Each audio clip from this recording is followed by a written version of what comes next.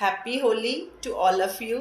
आप सभी को होली के त्यौहार की हार्दिक शुभकामनाएं। क्या आप सभी जानते हैं कि होली का त्यौहार क्यों मनाया जाता है? इसके पीछे की एक पुरानी कथा है।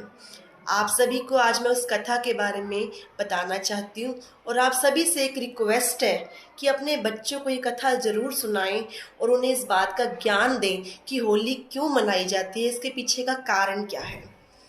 तो प्लीज़ ध्यान से इस कथा को सुनिएगा। बहुत पुराने समय की बात है। एक राजा था, राक्षसों का राजा हिरण्यकश्यप। उसे ब्रह्मा जी का वरदान था कि उसे ना तो कोई आसमान में, ना धरती पे, ना घर के अंदर, ना घर के बाहर कोई मार सकता है। तो इसीलिए उसे इस बात का बहुत घमंड था और सभी राज्यों पर वो जीत हासिल कर चुका था और दूसरों पर वह अत्याचार भी बहुत ज़्यादा करता था। परंतु एक ये भी बात ज़रूर ध्यान रखिएगा कि जब भी इस धरती पर राक्षसों का वास हुआ है तो भगवान ने खुद इस धरती पर आकर अवतार लिया और राक्षसों का अंत किया है। तो यहाँ भी ऐसे ही हुआ।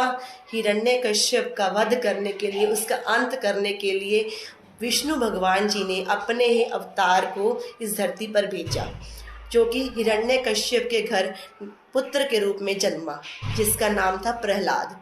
प्रहलाद हिरण्यकश्यप का पुत्र था, परंतु वह अपने पिता की इज्जत नहीं करता था, क्योंकि वह जानता था कि वो एक राक्षस है, दूसरों पर अत्याचार करता है। वह सिर्फ और सिर्फ विष्णु भगवान जी की पूजा करता था। परंतु हिरण्यकश्यप तो बहुत अहंकारी था और उसे इस बात का बहुत गुस्सा लगता था कि मेरा पुत्र मेरी इज्जत ना करके, मेरा कहना ना मान के, मेरी पूजा ना करके बल्कि विष्णु भगवान की पूजा करता है। तो उसने इस गुस्से में आकर अपने पुत्र को कई बार मारने की कोशिश की, उसकी हत्या करने की कोशिश की, पर जितनी बार भी उसने कोशिश की उसकी हार हुई, क्योंकि विष्णु भगवान जी के भगत को प्रहलाद खुद बचाने आ जाते थे। लेकिन एक दिन क्या हुआ, हिरण्यकश्यप ने एक तरकीब रचाई। उसकी एक बहन थी होलिका। क्या नाम था? होलिका। होलिका के पास एक ऐसी चादर थी जिसे अगर वो ओढ़कर आग में बैठ जाए तो वो जल नहीं सकती थी।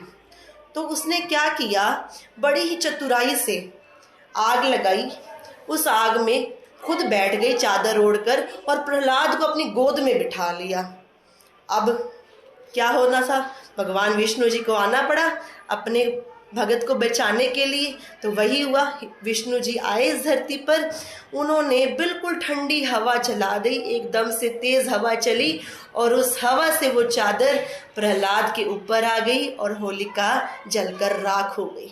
तो इस तरह ये कारण है कि होलिका दहन का त्यौहार मनाया जाता है।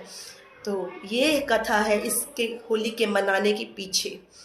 प्लीज़ इस वीडियो को शेयर कीजिएगा, सब्सक्राइब कीजिएगा और लाइक कीजिएगा। Thank you.